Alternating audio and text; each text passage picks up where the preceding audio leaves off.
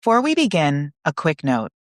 This podcast is a space for storytelling, shared experiences, and community. The views shared are personal and not medical, legal, or professional advice. If you're navigating a situation that requires professional support, please seek guidance from a qualified expert. Take what resonates, leave what doesn't, and most importantly, take care of yourself. Welcome to Who Cares About Me? This podcast exists to create space for caregivers to tell their stories, the good, the hard, and the complicated. There's no judgment here, no right way to do this. Just real experiences, reflection, and connection. Each episode features a small group of caregivers sharing what this role has looked like for them. Because caregiving is not one size fits all. If you've ever found yourself caring for a parent or grandparent and quietly wondering, who's taking care of me? Who cares about me? You're in the right place. This is Who Cares About Me, a podcast created to center the voices of parental caregivers. Caregiving doesn't always affect you all at once. Sometimes it wears you down slowly. Over multiple years, through routines that become harder, through small changes that quietly turn into something bigger and sometimes unmanageable. And before you even realize it, you're not just tired, you're carrying it in your body. Today, we're exploring the cumulative impact of long-term caregiving, particularly in the context of neurodegenerative diseases like PSP, progressive supranuclear palsy, and other conditions that unfold slowly over years. Long-haul caregiving doesn't just affect your schedule or emotions, it lives in your body. I'm your host, Jackie Delegard, a wife, mother, executive in the fashion industry, and primary caregiver to my 82-year-old mom who's living with PSP, a rare degenerative disease. Like many caregivers, I didn't step into this role intentionally, it found me. This podcast exists for the people who show up anyway, the ones who are doing their best without a roadmap, often without recognition, and sometimes without support. This is Who Cares About Me, and on today's episode, our guest will share her experiences as a long-haul caregiver and how she used somatic therapy tools to help her regulate, release, and sustain herself through the slow burn of caregiving instead of simply pushing through. Welcome, everyone. I'm so happy you're joining us. Today, I'm joined by Jenna Eldstrom. Jenna's caregiving journey started 10 years ago with her mom, Deborah, who was diagnosed with PSP, as well as other chronic ailments like CHF, COPD, chronic pain, and diabetes. For the last 6 years, Jenna has steered and monitored all of her mom's care, but only recently has her mom needed more consistent help, and Jenna has been more hands-on with her care.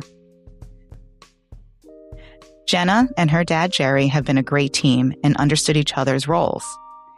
In addition, Jenna, a registered nurse for more than 17 years, realized that nothing is more important than your well-being and created deeply rooted health coaching, where she creates space for caregivers to reconnect with themselves, their breath, and their bodies through somatic therapy.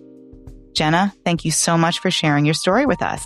Yeah, thank you for having me. I'm so appreciative for this opportunity. Yeah, I'm just grateful to be here.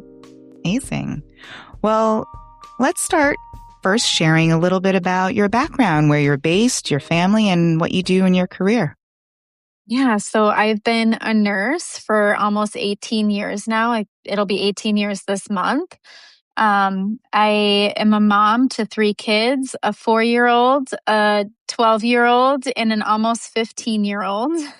I'm in Minnesota, and I've primarily worked as a nurse in end-of-life space, palliative care space. So really anybody who has chronic illnesses that are likely not going to get better, but are going to progress. Yeah, that's been the majority of my career, and I started my business about 2 years ago. Amazing. Well, thank you for sharing a little bit about your background. Yeah. So let's get into your mom, Deborah. Tell me, what's she like, and how did she shape you and your family growing up and into adulthood, and what was the dynamic like between you two? Yeah, we have an interesting dynamic and story. My mom, I just saw her today, and we were talking about how she used to sew some of our clothes for us when we were little, which was a cool memory. But she stayed home with us when we were younger, and she just loved being a mom. More so, she loves being a grandma. Like, her grandkids are her world. So anytime she can see them, and that's been part of my adulthood lived experience, is bringing my kids around her to bring her joy. The reality side of it is my mom has struggled with depression and anxiety and these chronic illnesses for a very long time, ever since really I can remember, probably since I was 16, 17 years old. So that's been a huge time period of the time that I've known her, I feel like. But if there is something I could sum up my mom, it's that she just loves kids, she loves her grandkids, and she's just, I don't know, it's beautiful to see the love that she has for that. Yeah. Well, can you walk us through the moment you and your family knew things were changing with your mom? So I've been caregiving for her off and on for 10 years. And, I could tell, I would say the moment I really feel like she needed more help was like when I noticed cognitively she wasn't tracking as much and needing help with doctor's appointments and medications. And that was back 2017, maybe even. So, going to some of those appointments, doing the neurocognitive testing, going with to that, her driver's license got taken away, and that wasn't a quick thing. It was, we got to go do the test. And then she was given modified restrictions, so she could drive, but it was modified. And then her license was taken away altogether. And I would say in 2019, 2020 was when I could really tell her walking was changing. And, with all of her back problems, she had back surgery several times, several years ago, 20 plus years ago. We just always thought that her back, like, her changes in her mobility were because of the back, right? So Sure, you yeah. start associating when people have these chronic illnesses, you start associating the little symptoms you see, you just start associating with these other things that they already have, right? So it's like, oh, well, it's probably her back. And really, there was like a pivotal moment where she had that like shuffling gait that you see like with Yep. Parkinson's patients. Yep. And she had already been followed by a neurologist because of the stuff we noticed in 2016 to 18. So, you know, fast forward to the PSP diagnosis, that will never be the first diagnosis. We were misdiagnosed several times, Yep. that led up to that finally being the diagnosis like a year to a year, maybe not even a year to a year and a half ago. So, Yeah. It's amazing how yeah. long it takes to get that diagnosis for PSP. It Hmm. took probably around the same time for my mom, and probably about a year to a year and a half before they were able to Yeah. pinpoint that. So, what was happening in your life when this all changed and when caregiving first really started for you? Yeah, part of me kind of feels like this has been all of my adulthood, and it's been a very slow, gradual shift. It's not like it happened overnight for me. I'm obviously a caregiver at heart, and I'm a nurse, and I've worked in this field. So I've felt this pull to advocate for my mom. And when she started showing cognitive changes, I just felt like somebody needs to advocate for her. My dad hadn't really stepped in yet. He is still working. And when she hurt her back, she stopped working. And that was when she was in her 40s. She's now 68. So I kind of felt like when that happened, it was almost like somebody who maybe retires at 65 and doesn't really do a whole lot or take care of themselves. So now I feel like she's like 85 to 90. That's sort of how I've envisioned her. But in this whole time, I've been raising a family, working, doing all these things. And it's just been gradual year after year, stepping in a little more, stepping in a little bit more until, about 2020, she had gotten COVID and almost died. Like, I still don't know how she survived that episode. Comes out of that. And things just really declined after that. Once she couldn't drive and COVID happened, and it just seems like probably the last 3 to 4 years, she's really declined quite a bit. I mean, you can see the steeper downward trends more and more. where she just needed somebody to really show up a lot more, help with meds, help her with different tasks, keeping track of things, managing things, right? So I think for me, it's just been like raising a family and still doing life, but also doing the thing, right? Yeah. Like showing up and being there for her in the ways I felt like she has raised me and done the things for me. Like I just felt like it's always been the right thing to do, right? Yeah.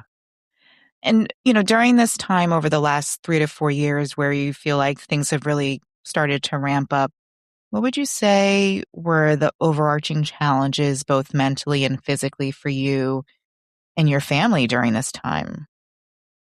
Yeah, when I think of challenges, I think for me it's been juggling who do I spend my time with.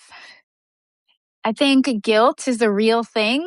I don't know that it ever really fully goes away. That's something I've spoken to on a lot is just caregiver's guilt. And it's like, I feel guilty when I'm with her that I'm not with my family, and I feel guilty when I'm with them and not with her Uh-huh. because she's not lived with me. She's been with my dad up until recently. And so it's me running over there a lot, right? Like sneaking out of the house to go do something that they need or whatever it is to come back home. And so that's probably one of the biggest challenges is just like managing the guilt and managing time and how you spend that time, right? And working smarter, not harder. Yeah, And just really in the work that I've done in the last couple years, because somatics and all of this nervous system work has just been fresh for me. Like I'm still learning and growing. And prior to that, I think I was just continuing to, you just take on and you take on and you take on, and you're not really ever like processing or absolutely. serving yourself. You're just constantly serving others. Uh, And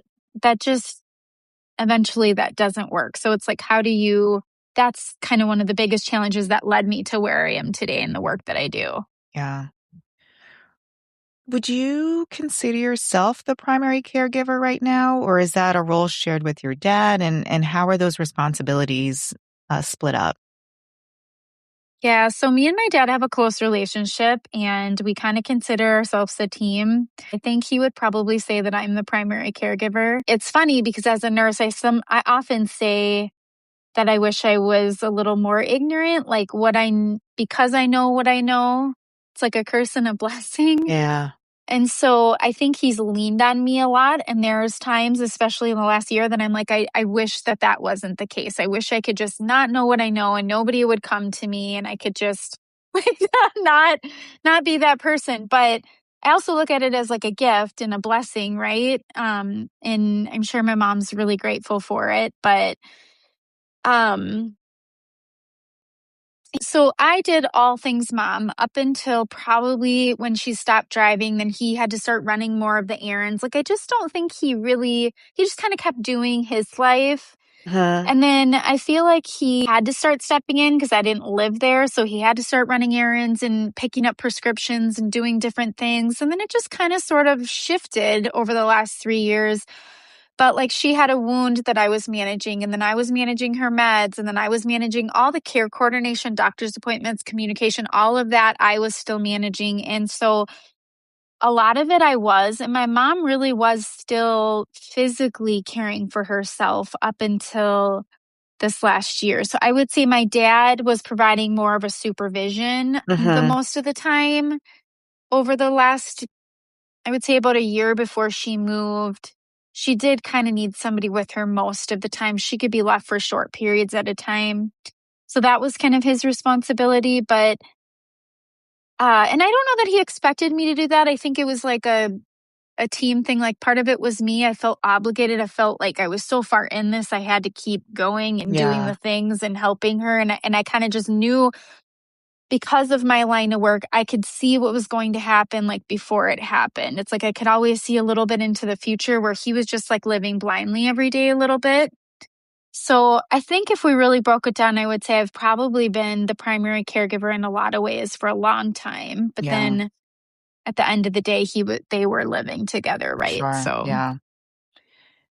When we met and you told me about this PSP diagnosis, in some ways it's comforting to meet other caregivers that are on this PSP journey. And, it's such a tough disease to manage because there's so many unknowns. You don't know what stage you're at. You don't know how Right. long you've had it. We talked about misdiagnosis earlier. Mhm. What's her experience so far with this disease? And, if you had to talk in stages, what stage do you think she's in currently? Yeah. So for the longest time, because if I'm remembering right, is there 4 stages? Yes, Yeah. 4 stages. So for the longest time, she was in stage 3. And I just kept thinking, like, it's just going to be one more fall or one aspiration pneumonia, and then we're going to be in that stage. She said she never wanted a feeding tube, none of that. Same. Yeah. So she fell in December, I think it was. And that just created a whole new baseline. And I would say she's been in the 4th stage. So one thing you don't know, because we haven't spoken recently, is we actually thought she was going to die a couple weeks ago. She had not been eating or drinking. I mean, it was not good. Like, we knew this was the end. Mm-hmm. She's gone downhill so much since like December. I mean, it's just been every week. It's a new baseline, new baseline. So, I mean, it also kind of makes sense. Right. Even so, she's on hospice, and even the hospice nurse was like, yep, any day now, like, this isn't good. And then Man. 2 weeks ago on Monday, she woke up, wanted to eat and drink, has been talking, Wow. and she's yeah, there's a whole we could do a whole podcast just on that. But even the nurse is like, I've never seen this before in my career. So I Wow. would say we're in the 4th stage, but she is still talking, even though she really had started losing her voice. She hasn't fully lost it. She can still talk. I don't know if that's something you guys have experienced. Well, right now, she is able to say yes and no, but she's also repeating it. So, Okay. and mixing them up. So, you can ask her, are you thirsty? And she'll say Mhm. yes. And then she'll immediately say no. She has definitely gotten a lot quieter over the last couple months. And she just kind of just seems sad, like really, really sad. And, look, she knows what's happening and, Yeah.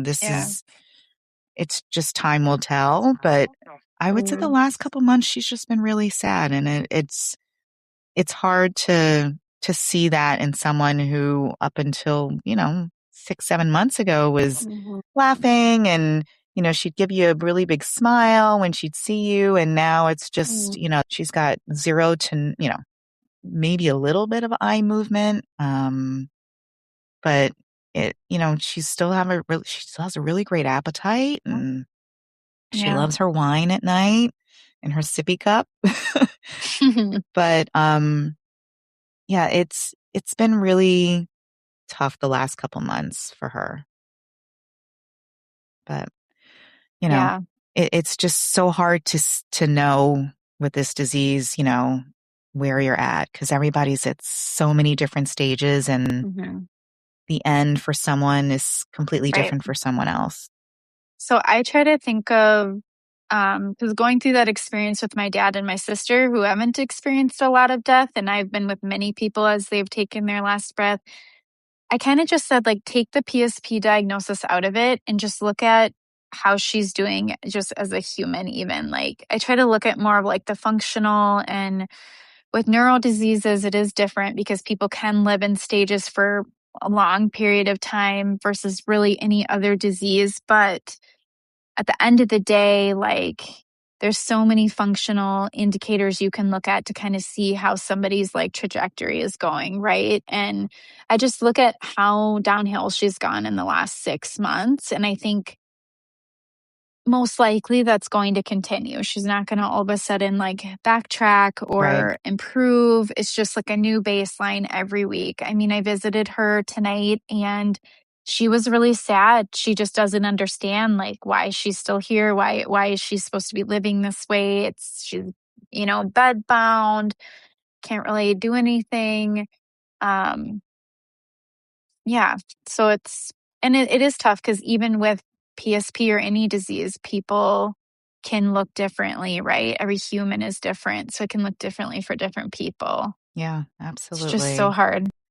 And this is a very hard disease because you just don't know. And right now, I don't know how she's feeling. She can't communicate, if she's happy, sad, in pain, not in pain, thirsty, hungry. I mean, it's really hard to pinpoint what's happening with her on a daily basis, but we're trying our best. Yeah. We're trying our best. Yeah. Well, I want to take this time to reflect on the conversation and what we shared before the break.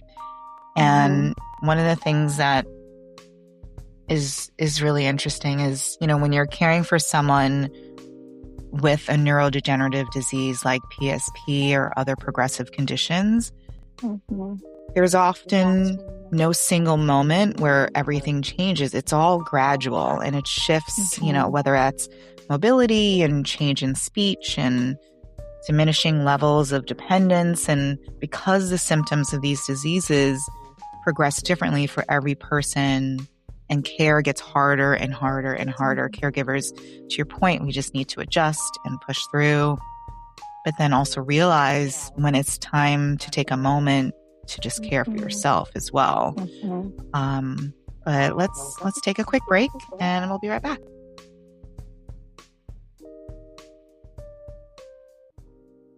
All right. So let's talk a little bit about challenges and coping. And I want to talk about your mom's care. And I know you just mentioned earlier that things have changed and she's on hospice now. Can you talk a little bit about that transition for you all recently? Yeah, so this last year, she had been declining and cognitively she was getting worse. We couldn't leave her as often. You could tell her walking got pretty bad by the end of 2025.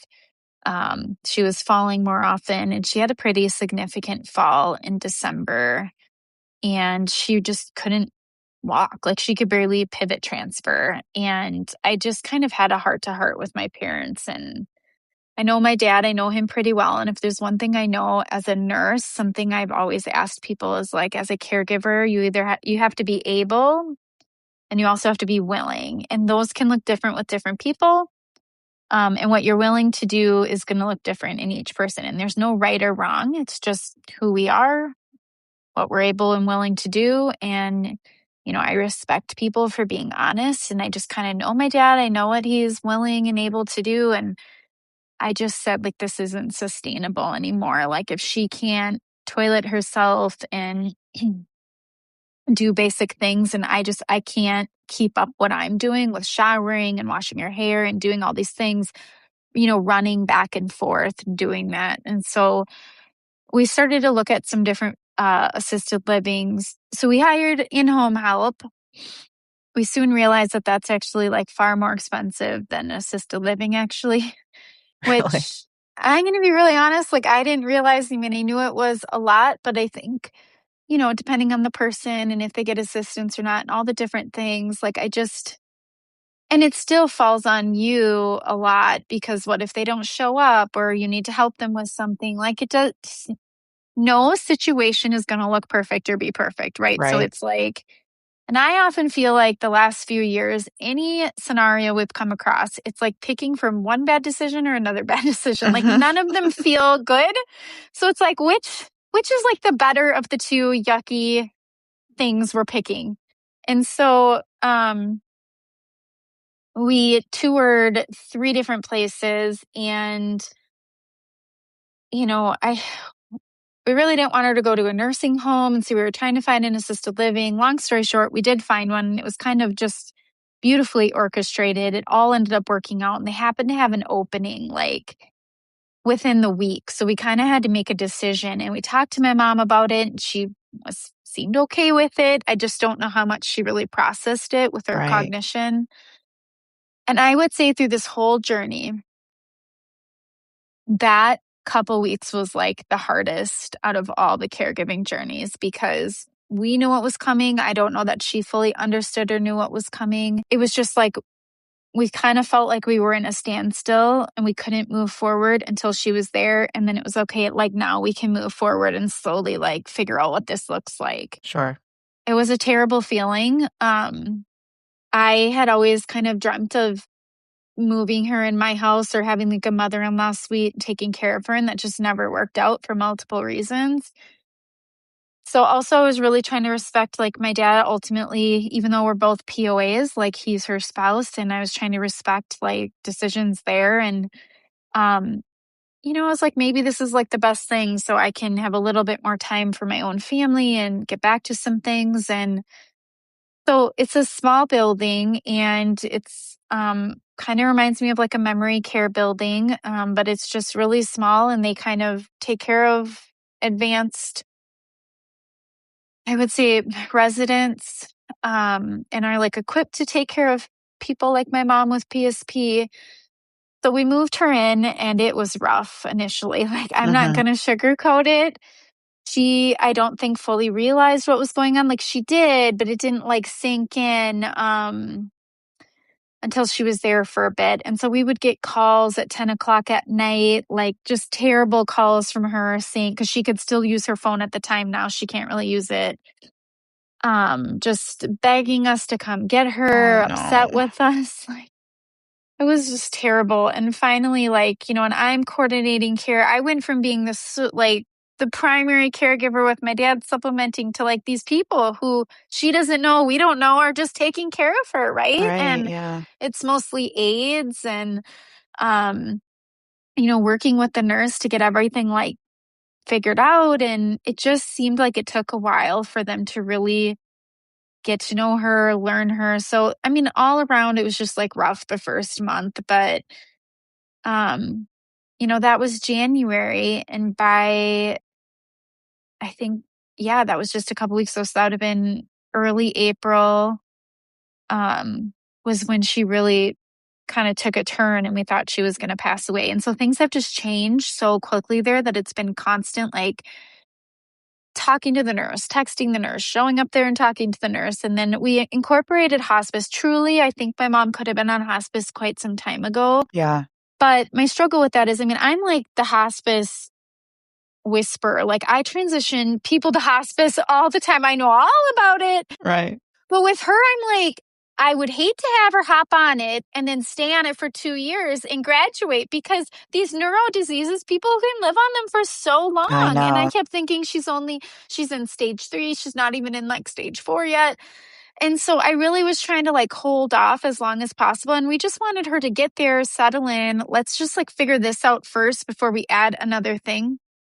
So she was having a bunch of like swelling and fluid buildup now that she wasn't walking anymore, and just lots of different things were kind of happening, and like that hadn't been happening prior to December. Like her A1C went up, her swelling was terrible despite all the water pills they were giving her. And so the nurse at the building was like, I think it's time. I think you guys need to think about this. And so it was like, okay, like from an outside perspective looking in, that was helpful to think like, yeah, she has declined quite a bit since she's been here. We could give this a try. Yeah.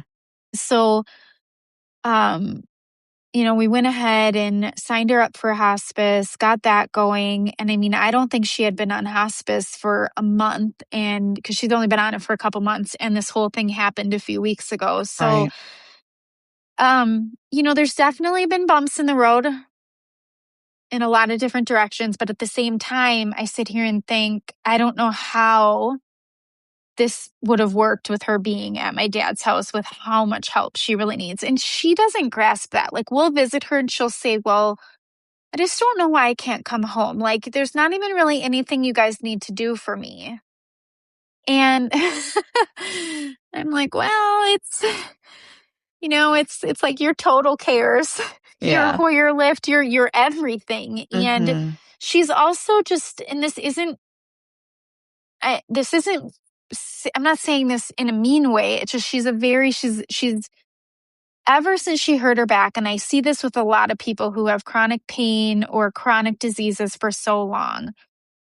Like she's almost I don't want to use the word self-centered, but like she's very needy. So she'll ask for stuff constantly or say, can you, and she can't do it for herself. I understand. Yeah. But a lot of it stems from when she hurt her back and then just getting so used to people caring for her. Right. Yeah. And like somebody just can't be next to her all the time. So there is a piece of me that feels really guilty because she went from being used to having my dad kind of wait on her. Like he was, even though he worked from home, he very much would like stop what he was doing to help her as much as possible. And she's in that room in between when the caregivers are in there, by herself. And she has a button she can push, but I think sometimes she does, sometimes she doesn't. So if she can't figure out the remote, she's just sitting there trying to figure out the remote on her own. And you feel so bad for all of it. It feels like a no-win situation. Absolutely. Like I said earlier, there's no perfect, whether she's there or at their host's house, neither is going to look perfect. There's going to be goods and bads to both. So yeah. How's your dad been managing through all of this? Yeah, so he's good. He feels guilty more than me, I think. Even though he feels like he genuinely made the right decision, he'll say like, ever since she's been there, he feels like a weight's been lifted off his shoulders, but like in a good way. Like he truly feels like he couldn't give her the care that she really needed. Yeah. And moving forward, like he admits he can never do all of these things. And I think that that's very honorable of him to do that. There's a lot of people that aren't willing to do that. But he feels bad because he'll go visit her for a while and then he gets to leave and go do these things and she sits there, right? And they have a dog.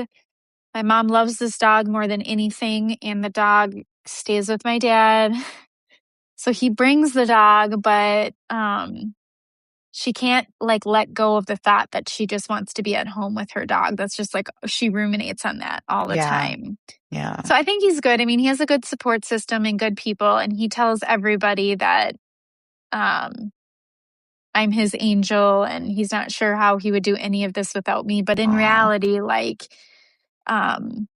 we've just been taking this one day at a time and figuring it out as we go, Yeah. Yeah. Was there a point where you started to feel the weight of caregiving, not just emotionally, but also physically? And at that moment, when did you realize, oh my gosh, this is really affecting me more than I thought? Yeah, I can pretty much pinpoint. I would say a little over 2 years ago, the time frame of like 2 to 3 years ago.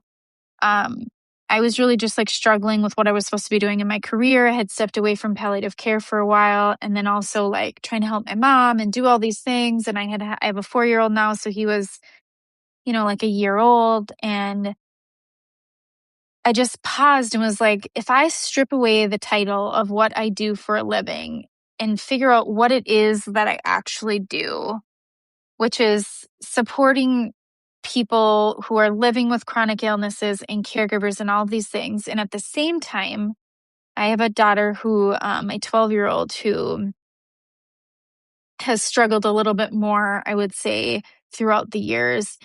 And between helping her be her best self and really wanting to pour into her constantly throughout her life and helping my mom, and then also figuring out like, what am I supposed to be getting back into for work? Am I supposed to stay in palliative care? Like, what is it that I really love? Like, what's my purpose here in all of this?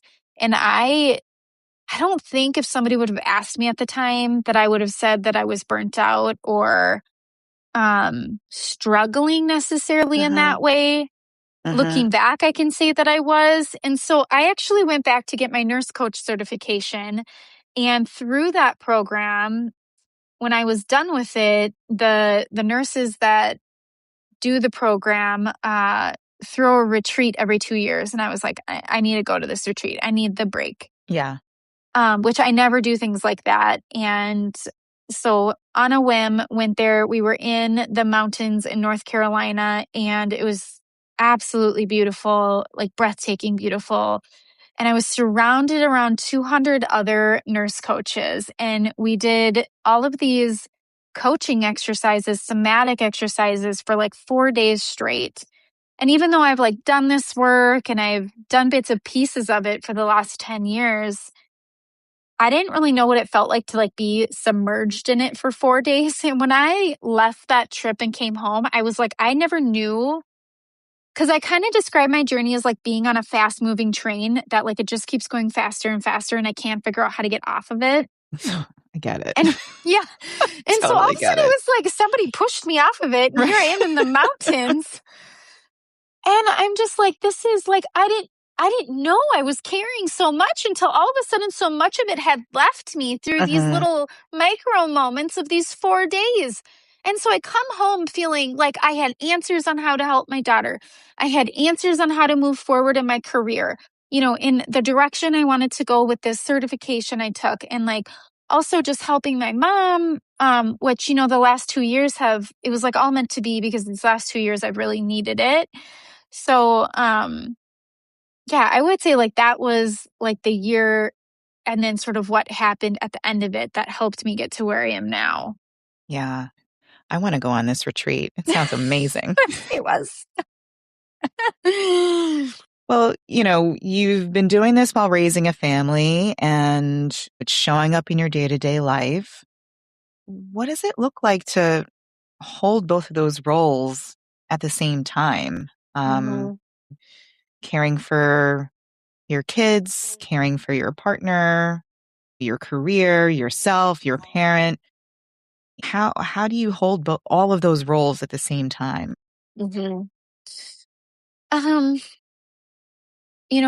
I'm a strong believer that you can have two things at once, like even with emotions, like it doesn't have to be one or the other. And so I think as things have gotten worse and I've been needed more over the last couple of years, I truly think like my somatic work is what's helped me be present and recognize when I am holding too much or there's too much going on. Like I'm able to stop and recognize it quicker and know where I need to make a shift. Yeah, that's like probably the best way I can describe it because as a mom and then also having three kids in three very different stages, I'm not sure how I manage that. I have a high schooler, middle schooler, and a preschooler. They're just in such different stages and the things they have going on. So it's really like I used to get really impatient, really like wound up and reactive. I mean, this is like years ago now. And I've learned through like my somatic work just how to like hold stuff differently and how to react differently and how to pause and also realize like I feel like anxiety sort of runs in our family and um sometimes with anxiety comes control and I don't know, I think through helping my daughters, especially my middle daughter, just become more aware. She's done a lot of somatic work now and she sees this beautiful neuro chiropractor that helps work through her body too. And then our faith, like I think all of that together has just really helped me do these different things and not because I do think some people probably look at me and think I have no idea like how you do those different things, right? But I'm checking in with myself constantly. And most days now, like I don't feel like it's just a perspective shift, I think, a lot of the times. It's a mindset shift, and then recognizing when you need to make that shift in your body. Yeah. Well, we've talked a lot about somatic work, and obviously you're incorporating somatic work into your coaching. And I'd love for you to explain what that means in a way that feels accessible to someone who is completely new to that term and somatic work in general. Yeah. So this is like my passion that I'm learning and growing in, and I'm not an expert. Um, but really, it's just checking in with your body and knowing what's happening in your body, right? So often as caregivers, we're just hitting that gas pedal. We're just go, go, go, right? The Right. next thing on the list, like what do we need to do? Um, so that's like the sympathetic system in our body, just that fight or flight, like constantly on the go and doing the next thing. And it's just knowing when to listen to your body and to recognize what's happening and where it's happening and the signals that your body is sending you. Um, being in fight or flight or being in like shutdown mode isn't terrible. It's not bad. Like our body needs those things, but recognizing it and bringing it back to a balance, right? I like to describe it as like, I heard this once several years ago and it stuck with me. We have our owl brain, our tiger brain, and our turtle brain.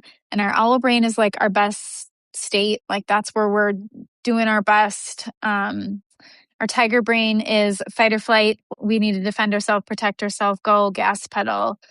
And then the turtle brain is just like freeze, shut down, can't think. And I don't think any of those states are bad. It's just not healthy for our body to constantly be in one or the other, right? Like we want to teach our bodies, and we can do that through many micro moments throughout the day, which we need as caregivers because it's hard to take like a retreat in the Yes. mountains in North Yes. Carolina.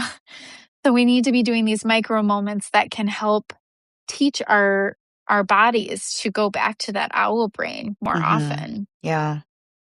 So, What's something we can do in under 2 minutes to reset the nervous system through somatic work? mhm, mhm. Oh my gosh, there's so many things I could say. So I would say first off, just pausing and noticing what's happening in your body. So I'll give an example. For me, I carry tension in my shoulders. So prior to somatic work, I never ever would have paid attention to any of this. And now, because I've done micro moments for so long, I will often frequently pause and just notice how clenched up my shoulders are. Like I've been walking around like this and I don't Right. even Yeah. realize it. And so Yeah. then when you notice, you tend to give your body permission, let those shoulders settle. Sometimes people carry it in their jaw. Other things, if there's something, if you, whoever is listening, if there's nothing else you get from this call but just taking a breath, Mhm. we as a nurse, we underestimate the power of breathing and the power of a breath.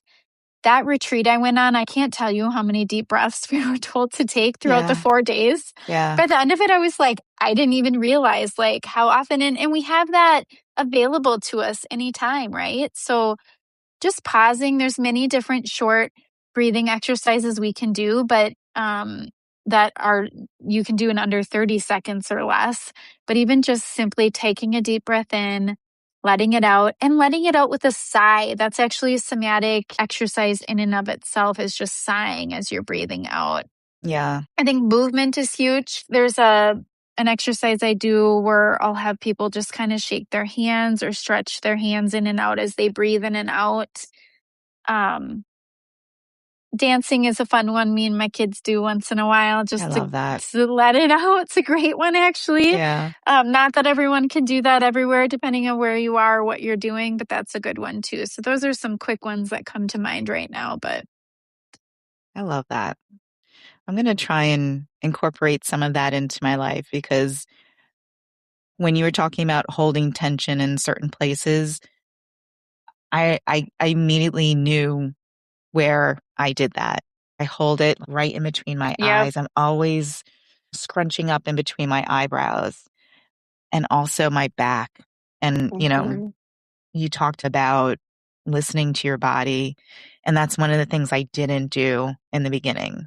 I didn't Mhm. listen to my Mhm. body. I was trying to be this superhuman, taking Mhm. care of this woman and picking her Mhm. up and moving her around and shifting her. And I had no business doing any of that. And Mhm. unfortunately, I'm really suffering from it now. So I'm trying to fix as much as I can.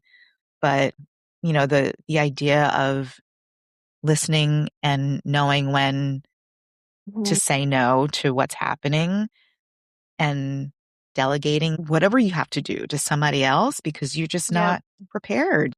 It's not appropriate for you to do some of these things.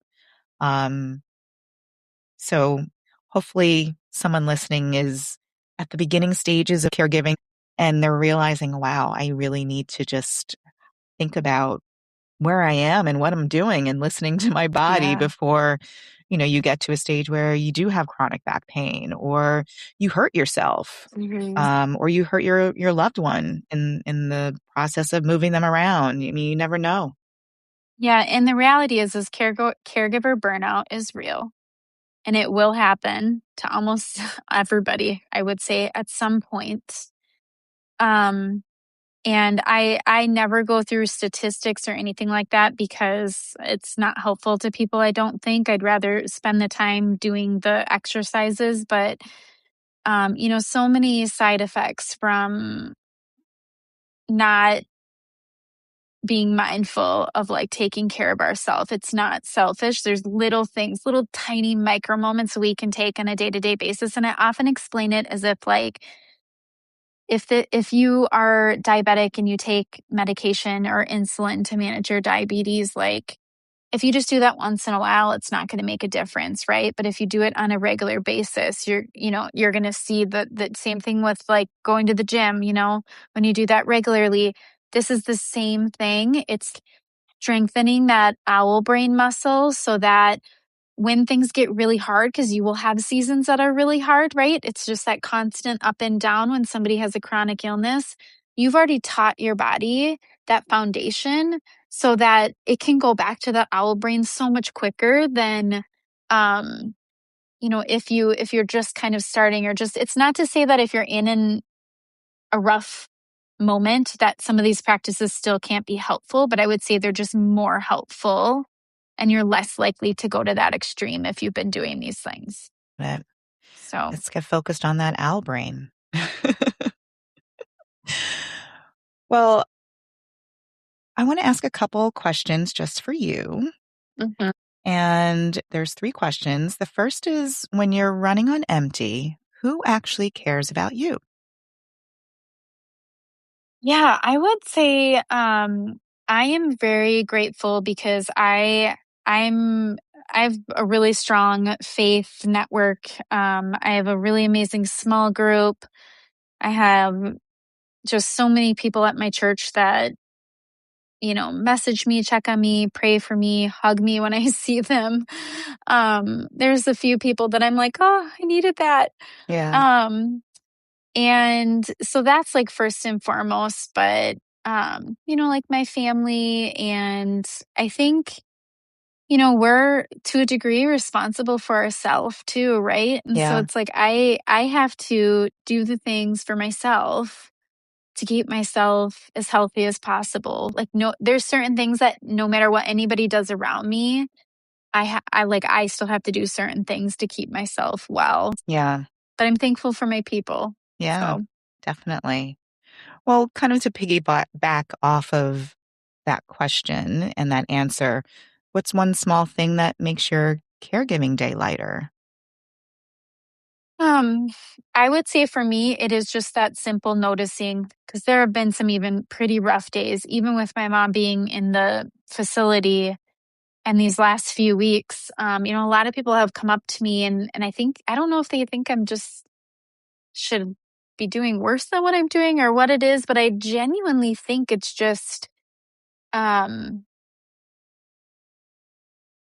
there's so many things I could say, but I feel like genuinely when it comes down to it, it's just me noticing and knowing like where am I at right now in this moment?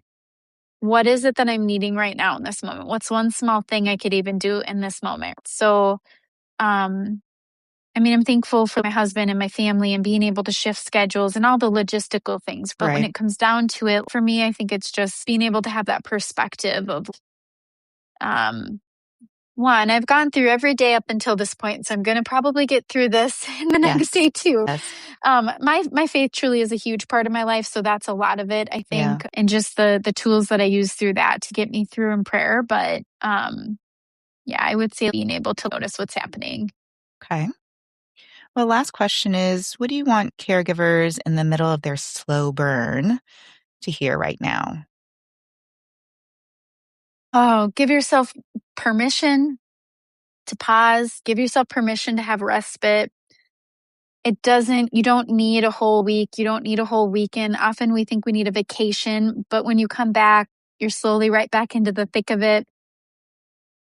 Know that it just takes like small micro moments, literally, but when done enough, like you genuinely can feel good about what you're doing. And nobody's perfect, and caregiving isn't going to look perfect, and it's okay. You're not going to make all the right decisions. Um, and so to give yourself permission to like through the thick of the guilt and the like unknowns, because it's very unpredictable with a lot of illnesses. And you just never know, like when is, like for my mom, the season we're in, like, well, when is that day going to be? Because we thought it was going to be a couple weeks ago and apparently it's not. So it's like, I don't know, just to know that you're doing your best. Like genuinely, I make a point to tell every caregiver that, like, you're showing up, you're doing the things that so many people are not willing to do, and then it's hard. It is and hard. so you're not going to do it right all the time, but that's okay. And just give yourself permission to do the best that you can, to make the best decisions you can. No situation or decision is going to be all positives and no negatives. Right. And so know that going into it, and like your person, like, how do I say it? Your person depends on you to care for them. So you need to care for yourself so that you can be there for them, right? Absolutely. I love that. Definitely. Yeah. Well, Jenna, I wanted to give you a moment to share with our listeners where they can find you and take advantage of your services.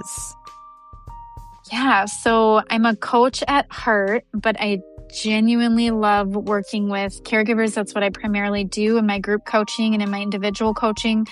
So I'm on Facebook, Deeply Rooted Health Coaching, also on Instagram, Nurse Coach Jenna. And then I do have a website and an email. So it's deeplyrootedhealthcoaching.com and then info@deeplyrootedhealthcoaching.com. So great. Well, we will definitely put all of that information on our website as well. And in the notes. And just to close out, caregiving, especially over time, asks so much of you, your time, your energy, your body, and it affects the nervous system, your ability to rest, and your sense of self. And the truth is, you can't outwork that kind of impact. And at some point, your body's going to ask to be acknowledged and supported and cared for too. And because caregiving isn't just something you do, it's something you carry. We talked about, carrying that tension and learning how to release even a small part of that might be one of the most important things you can do, not just for your loved one, but for you. So thank you, Jenna. And thank you for sharing your story and your family story. And I really appreciate your time. And thank you, everyone, for listening. Take care.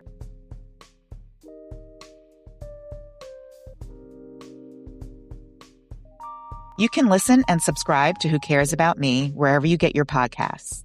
If you'd like to follow, connect with us, check out resources, or share your story, head to Who Cares About Me on Instagram, LinkedIn, and Facebook, subscribe on Substack and YouTube, and like, or visit whocaresaboutmepodcast.com. Who Cares About Me is hosted and produced by me, Jackie Delagard. Clarence Steele is our editor and producer and also created our theme music. And graphics created by Jonathan Delagard of Hollis Arts, LLC.